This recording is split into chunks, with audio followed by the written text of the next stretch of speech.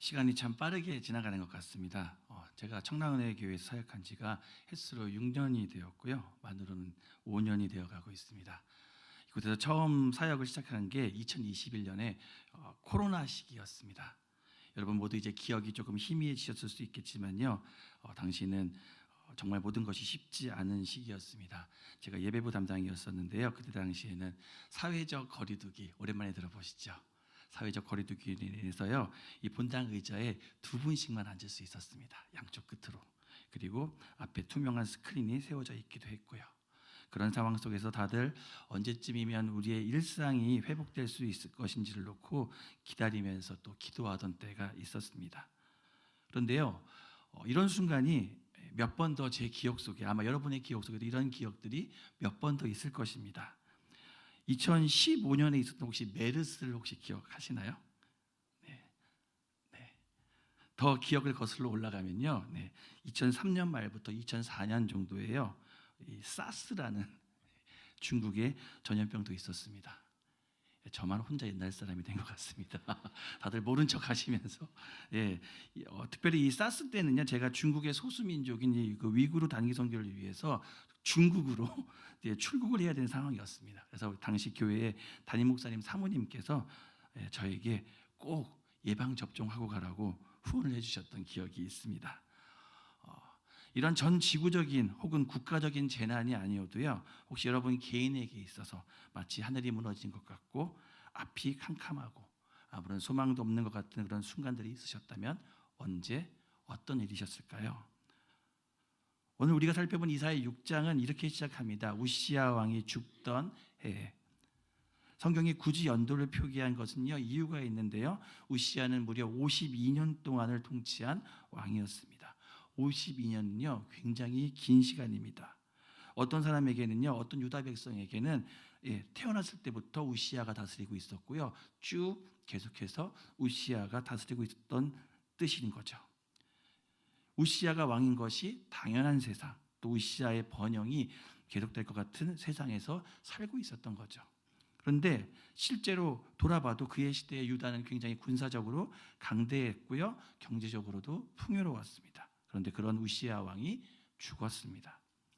또 북쪽에서는요, 아수르라는 거대한 제국이 일어나고 있었죠. 그로 인해서 백성들의 마음이 불안해지기 시작했습니다. 이제 우리는 어떻게 해야 되는 거지? 이 우시야가 죽던 해 유다 백성들처럼, 아니면 코로나를 겪게 되었던 우리들처럼 사람들은 살아가면서 모든 것이 뿌리째 흔들리고 우리가 어찌해야 될지 알지 모르는 그런 일들을 경험하게 됩니다. 갑자기 건강에 문제가 생기기도 하고 아무런 계획 없이 직장을 떠나야 되고 사랑하는 가족들에게 어려운 일이 일어나기도 합니다. 의지하던 것들이 사라지고 불안한 마음으로 잠을 이루지 못하는 거죠. 이처럼 모든 것이 흔들릴 때 이사야는 보좌에 앉아 계시는 주님을 보게 됩니다. 우시야가 죽은 후에 이 지상의 보좌는 비어 있었지만 하늘의 보좌에는 여전히 주님이 앉아 계셨고, 이사야가 주님을 바라보았을 때 이사야의 삶이 새로워졌습니다. 오늘 말씀을 통해서요, 흔들리는 우리의 삶에서부터 눈을 들어 보좌에 앉아 계시고 이 세상을 다스리시고 구원하시는 하나님을 보게 되기를 바랍니다.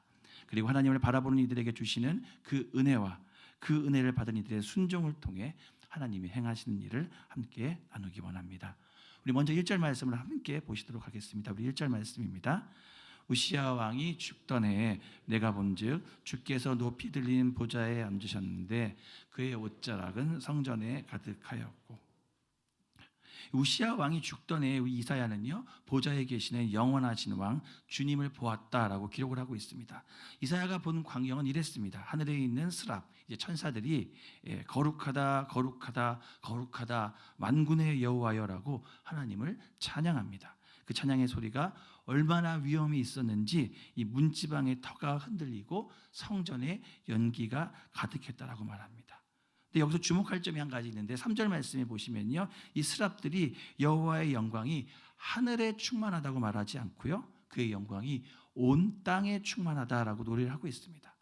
하나님이 계시는 하늘은요, 당연히 하나님의 영광이 충만하다고 할 수 있을 것입니다. 그런데 이 스랍들이요, 하늘만이 아니라 우시야가 죽고 이방 나라의 위협으로 두려워하는 이 세상, 이 땅에도 하나님의 영광은 충만하다라고 찬양하고 있는 것입니다.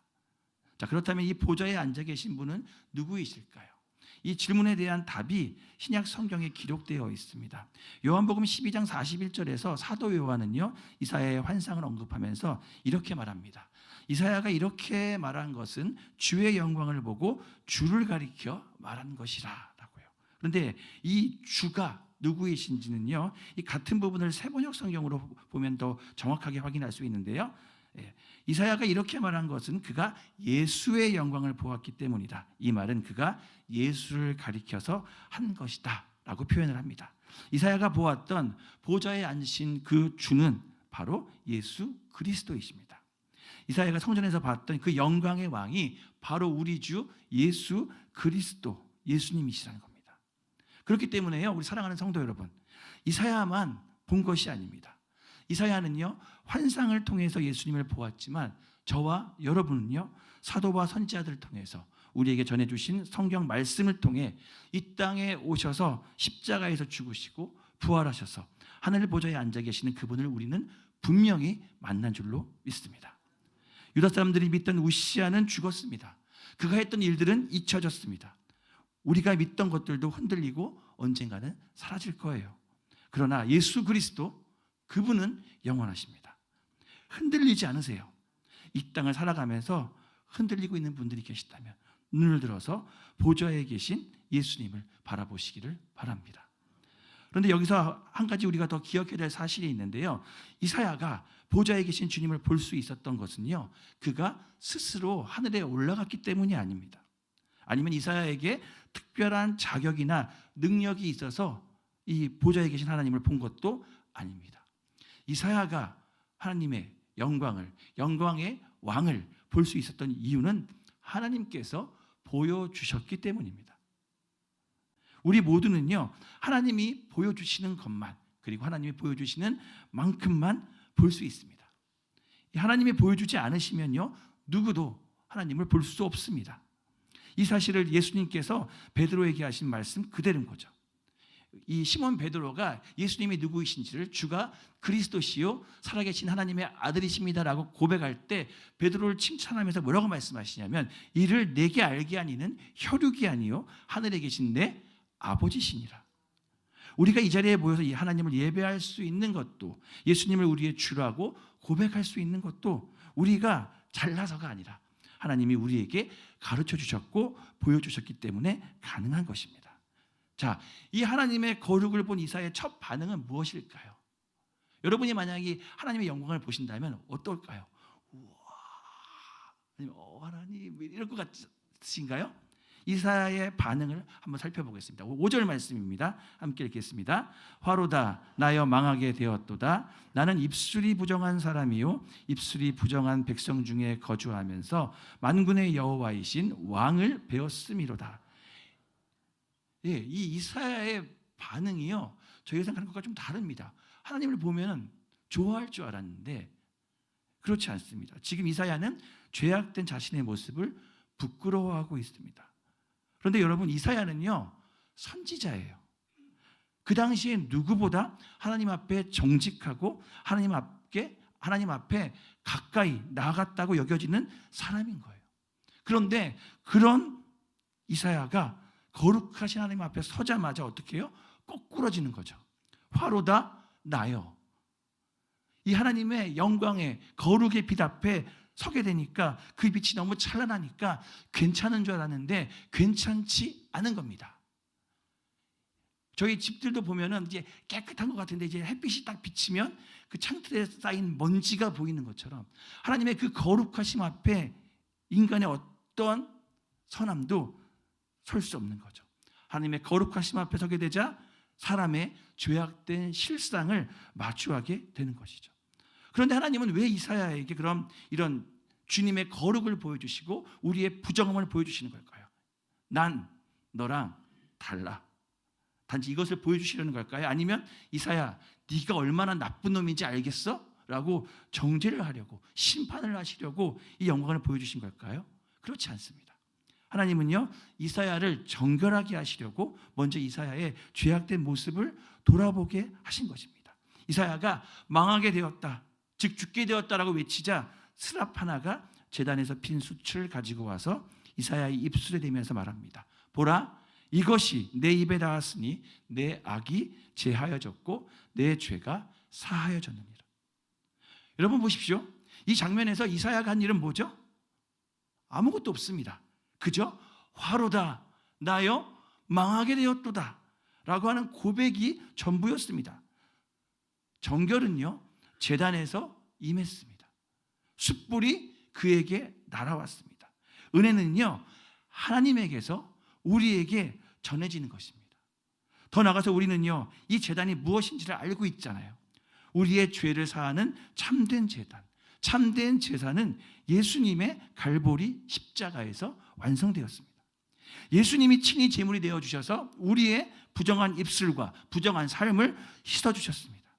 오늘 우리가 거룩하신 하나님 앞에 담대하게 나가서 하나님을 예배할 수 있는 것은 제단의 숯과 같은 이 십자가의 은혜가 우리에게 임했기 때문입니다. 하나님은 먼저 이사야에게 하나님의 영광을 보게 하시고 그 영광 앞에 나갈 수 없는 이사야가 그 영광 앞에 나올 수 있도록 이사야를 정결하게 하셨습니다. 이런 이 이사야에게 주님의 음성이 들리는 거죠. 8절 말씀해 보시면 내가 또 주의 목소리를 들으니 주께서 이르시되 내가 누구를 보내며 누가 우리를 위하여 갈고 하시니. 그랬더니 지금 마음이 뜨거워진 이사야가, 하나님의 은혜로 정결하게 된 이사야가 그 음성을 듣고 고백합니다. 네, 나를 보내소서라고. 이사야가 지금 하나님의 부르심 앞에 믿음으로 반응을 하는 거죠. 그런데 이런 이사야에게 하나님이 맡겨주시는 사명이요 조금 당황스럽습니다. 9절과 10절을 보시면요 하나님은 이사야에게 가서 전하라고 말씀하시면서 뭐라고 얘기냐면 백성이 듣기는 들어도 깨닫지 못하고 보기는 보아도 알지 못할 것이라고 말씀하십니다. 마음은 둔하고 귀는 막히고 눈은 감길 것이라고. 좀 이렇게 좋게 얘기해 주실 만도 한데 그죠? 이게 뭡니까? 사명을 맡기시면서 부흥을 약속하시는 것이 아니고 열매가 있을 것이라고 보장해 주시는 게 아니에요. 외쳐도 듣지 않을 거야. 근데 가서 외쳐. 이런 사명을 이사야에게 주시는 겁니다. 준비하는 이 설교를 준비하는 이 저의 마음도 듣는 여러분의 마음도 아마 답답해지실 것 같습니다. 듣던 이사야도 마음이 어려웠는지 11절에서 하나님께 조심스럽게 묻습니다. 뭐라고요? 주여 어느 때까지니까? 방금 나를 보내소서라고 이렇게 대답한 이사야가 탄식하면서 물어볼 만큼 하나님이 주신 사명은요 무겁고 답답합니다. 그럼 좀 하나님께서 위로해 주실 만도 한데 그 질문에 대한 하나님의 대답은 더욱 무겁습니다. 성읍들은 황폐하고 주민이 없고 가옥에는 사람이 없고 땅은 더욱 황폐하게 되고 백성들은 멀리 옮겨질 것이라고 하십니다. 뭐죠? 이사야가 평생 외친 후에 보게 될 것은 회복이 아니라 폐허라는 거예요. 성도 여러분, 우리에게도 결과를 기대할 수 없는 곳, 결과가 보이지 않는 그런 자리들이 각자 있지 않으십니까? 이 수십 년을 기도해도 돌아오지 않는 배우자, 우리 부모님, 자녀가 있습니다. 성실하게 일해도 발전하지 못하는 일터가 있고요. 복음을 거절하고 부인하는 친구, 이웃, 동료가 있습니다. 씨를 뿌리지만 싹이 보이지 않고 아무런 열매도 얻지 못할 때 우리도 이사야처럼 탄식하게 되는 거죠. 주여 어느 때까지입니까? 그럼 여러분에게는 어떤 질문이 나올까요? 그 정도면 하지 말아야지. 그 정도면 포기해야지. 그런데 여러분, 이사야는 하나님의 부르심에 순종했습니다. 어떻게 그럴 수 있었을까요? 이사야가 하나님의 부르심에 순종한 이유는요, 이사야가 보좌에 계신 영광의 주님을 보았기 때문이에요. 그리고 그 주님을 통해서 정결하게 되는 은혜를 입었기 때문입니다. 자기 같은 죄인을 정결하게 하신 그 영광의 하나님께 감사하고 그 하나님을 사랑했고 나를 변화시킨 그 하나님께서 그들도 변화시키실 것이라는 것을 신뢰하기 때문에 이사야는요, 순종할 수 없는 상황 가운데서도 하나님의 말씀에 순종할 수 있었던 것이죠. 사랑하는 성도 여러분, 순종은요 결과에 대한 계산에서 나오지 않습니다. 순종은요 그 일을 누가 맡기셨는가와 그 일을 맡기신 분에 대한 사랑과 신뢰에서 나옵니다. 결과 때문에 순종한 사람은요 결과가 보이지 않으면 더 이상 순종하지 않습니다. 그런데 하나님을 사랑하는 사람은 결과가 보이지 않아도 멈추지 않습니다. 그래서 부활하신 예수님도 바로 이 부분에 대해서 베드로에게 물으신 것입니다. 예수님은 베드로에게 야, 네가 사역을 감당할 능력이 있니? 내가 맡겨주시는 영혼들을 어떻게 섬길 건지 계획이 있어? 성공의 전략이 있니? 라고 묻지 않으셨습니다. 예수님 뭐라고 물으셨죠? 요한의 아들 시몬아, 내가 나를 사랑하느냐? 사랑을 물으셨어요. 그리고 베드로가 내가 주님을 사랑하는 것을 주께서 아시나이다 라고 사랑을 고백했을 때 그 사랑의 고백 위에 내 양을 먹이라는 사명을 주셨습니다. 사명은요 사랑 위에 세워지는 겁니다. 오늘 이 자리에 열매 없는 자리에서 하나님을 신뢰하고 사랑하기 때문에 묵묵히 순종하고 계신 성도님들이 계시다면 하나님이 여러분을 축복하십니다. 하나님은 우리의 열매를 받으시기 전에 우리의 사랑을 먼저 받으셨다고 말씀하시고 결과가 없어 보이는 그 순종을 결코 헛되다라고 말하지 않으십니다. 그런데 여러분, 하나님의 말씀이요 폐허에서 끝나지는 않았습니다. 13절 말씀인데요, 13절 말씀 한번 함께 읽겠습니다. 시작. 그 중에 10분의 1이 아직 남아있을지라도 이것도 황폐하게 될 것이나 밤나무와 상수리나무가 배임을 당하여도 그 그루터기는 남아있는 것 같이 거룩한 씨가 이 땅의 그루터기니라 하시더라. 예, 하나님은 말씀하십니다. 예, 얼마나 이게 폐허가 되는지 10분의 1이 남았는데 그것도 삼켜질 것이고요. 그런데 이어지는 말씀을 들어보십시오. 밤나무와 상수리나무가 배임을 당해도 그 그루터기는 남는 것 같이 거룩한 씨가 이 땅에 그루터기니라. 거룩한 씨가 이 땅에 그루터기니라. 그루터기는요 나무가 잘려나가고 남은 밑동입니다. 그루터기는요 한때 무성했던 나무가 배임을 당했다는 증거이고요 심판의 증거입니다. 보기에도 초라하고요 죽은 것처럼 보입니다. 그런데 하나님은 바로 그 그루터기를 가리키시면서 말씀하십니다. 거기에 거룩한 씨가 있다고, 생명이 있다고 말씀하십니다. 이스라엘의 소망은 무성한 나무가 아니라 잘린 그루터기에 있다는 거예요. 그리고 이사야는 몇 장 뒤에서 이 그루터기의 비밀을 밝히는데요, 이사야 11장 1절을 보시면요, 이새의 줄기에서 한 싹이 나며 그 뿌리에서 한 가지가 나서 결실할 것이요. 다윗 왕가라는 이 나무가 잘려나간 그 그루터기에서 한 싹이 돋아납니다. 그 싹이 누구십니까? 우리 주 예수 그리스도이신 거죠. 사랑하는 성도 여러분, 이것이 하나님이 일하시는 방법입니다. 하나님은요 무성한 나무에서 구원을 시작하지 않으시고 잘려나간 그루터기에서 시작하셨습니다. 하나님은 하늘의 보좌를 버리고 이 땅에 오셔서 십자가에서 죽으신 예수님의 순종을 통해 구원의 역사를 이루셨습니다. 사람들이 보기에는 완전히 끝난 것 같은 소망이 없어 보이는 그 죽음의 자리인 무덤에서 부활의 생명의 역사가 시작되었습니다. 여러분, 우리의 삶 속에 그루터기는 뭡니까? 잘려나간 것 같은 나의 미래, 끝나버린 것 같은 관계들, 소망이 보이지 않는 현실, 이 모든 것들이 사람들의 눈에는 어쩌면 나의 눈에도 우리의 눈에도 그저 밑동만 남은 폐허 그루터기처럼 보일지 모릅니다. 그런데 하나님의 눈에 그 그루터기는 거룩한 씨가 심긴 자리라는 거예요. 그루터기가 남았다는 건 아직 끝나지 않았다는 거예요. 하나님은 심판 속에서도 씨를 남기시는 분이세요. 그리고 그 씨는 반드시 싹을 낼 것입니다. 왜냐하면 그 씨는요 하나님이 친히 심으신 거룩한 씨이기 때문입니다. 그런데 여러분, 이 씨가 어떻게 심겨지는지 아십니까? 이 씨는요 하나님을 사랑하는 사람들의 믿음의 순종을 통해 심어집니다.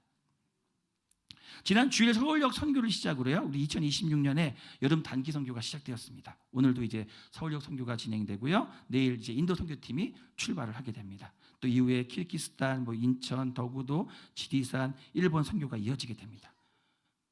우리 선교대원들이 방문하는 도시와 지역들, 나라들도요, 사람들의 눈에는 복음의 열매가 잘 보이지 않는 땅일 수 있습니다. 누군가가 그렇게 얘기할 거예요. 며칠의 사역으로 무슨 일이 일어나겠어? 몇 년째 방문해도 큰 변화 없던데? 올해라고 다르겠어? 라고 물을 수 있습니다. 오늘부터 이제 중고등부 수련회도 시작이 되고요, 영어 예배부터 수련회가 준비되고 있는데요, 누군가 그러는 거죠. 요즘 애들이 수련회 며칠 다녀온다고 달라질 수 있을까? 매년 다녀와도 그때뿐이고 금방 예전의 모습으로 돌아가던데 다 소용없어 라고 누군가는 말할 수도 있습니다. 그런데요, 이사야의 순종이 당장은 열매가 없어 보였어도 그 속에 거룩한 씨가 있었던 것처럼 이번 여름 주님의 몸된 청라은혜교회와 선교대원들, 그리고 우리 중고등부, 우리 영어예배부 교사들의 순종과 헌신을 통해 우리가 방문하는 선교지와 우리 다음 세대 가운데 복음의 씨앗이 뿌려지고 하나님의 은혜가 반드시 임하게 될 줄로 믿습니다. 이 일을 위해 기도와 섬김을 함께 동참해 주셨으면 좋겠습니다. 우리는 그렇게 일어날 일들을 미리 보고 있는, 알고 있는 사람들입니다. 2015년에요 개봉된 이 암살이라는 영화가 있습니다. 이 영화는 이제 일제 강점기 당시에 대한민국 임시정부의 이 친일파 암살 작전을 소재로 한 영화입니다. 이 영화의 마지막 부분에는 한때 이제 독립운동을 했다가 나중에 밀정, 이제 배신자가 되어서 동지들을 팔아넘긴 이 염석진이라는 인물의 마지막 모습이 그려집니다. 이 염석진이 이제 자기를 처단하러 온 동료들이 묻습니다. 왜 너는 조국을 배신했냐? 라는 물음 앞에 염석진이 이렇게 대답합니다. 몰랐으니까. 해방될 줄 몰랐으니까. 알면 그랬겠는가? 이 말을 남기고 죽습니다. 여러분, 이 염석진은 마지막을 알 수 없었기 때문에 그는 배신을 선택했습니다. 결과가 보이지 않을 때, 결과를 알 수 없을 때 사람들은 망설이고 무너집니다. 그런데 저와 여러분은 다릅니다. 뭐가 다르죠? 우리는 마지막을 보고 있고 알고 있는 사람들입니다. 물론 우리도 언제 무슨 일이 일어나게 될지 정확하게 알지는 못합니다.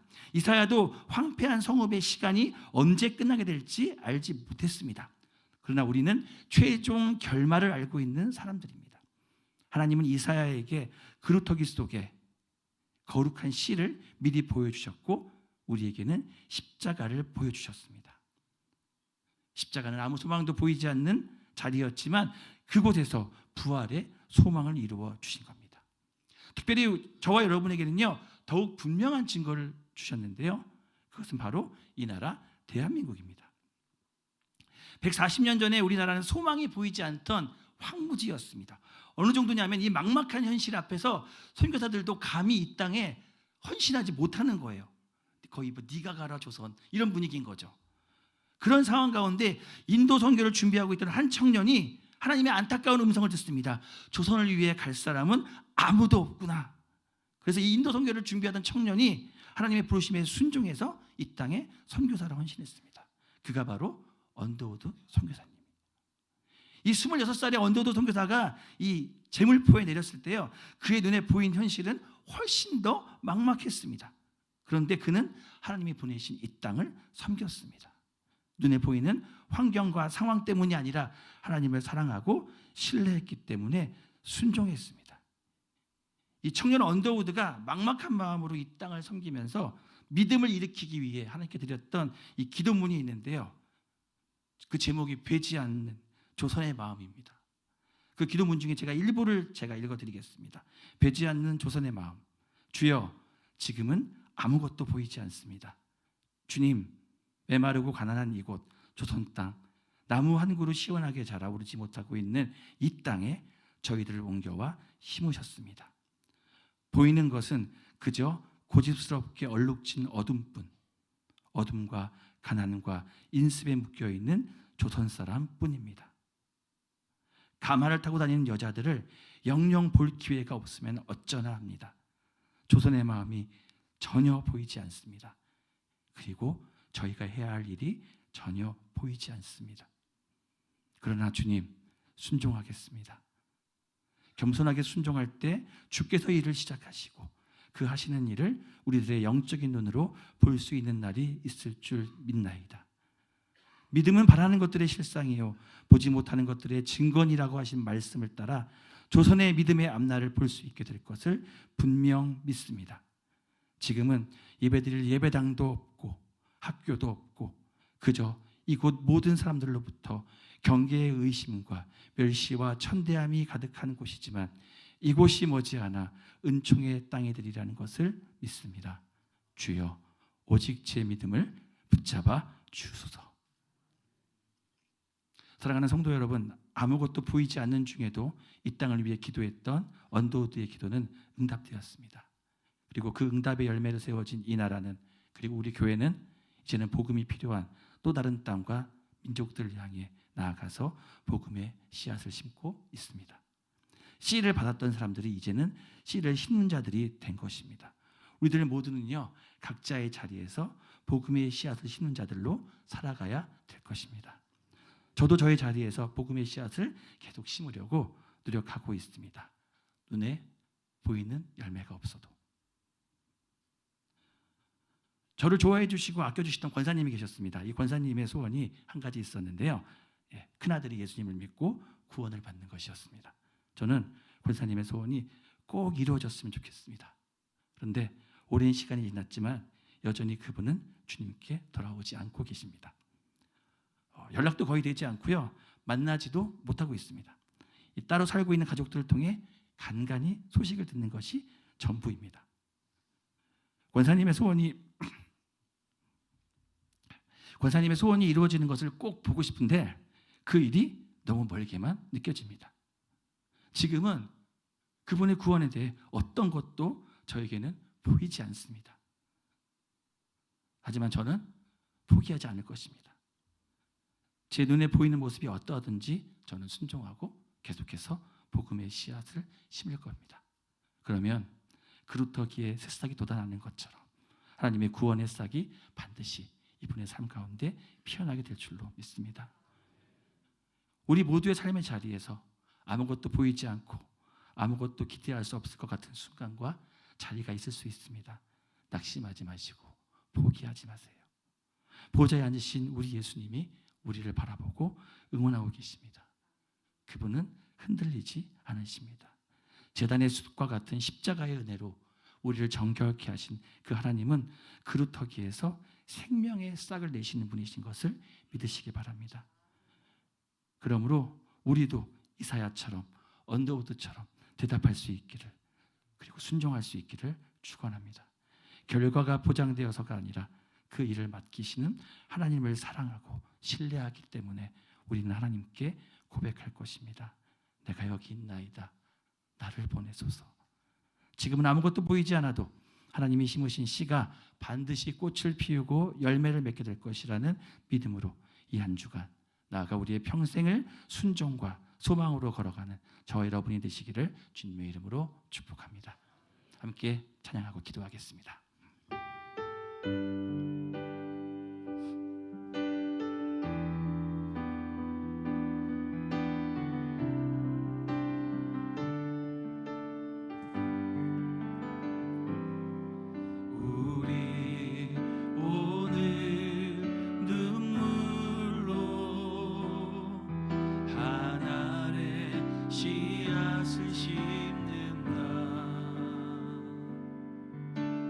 꿈꿀 수 없어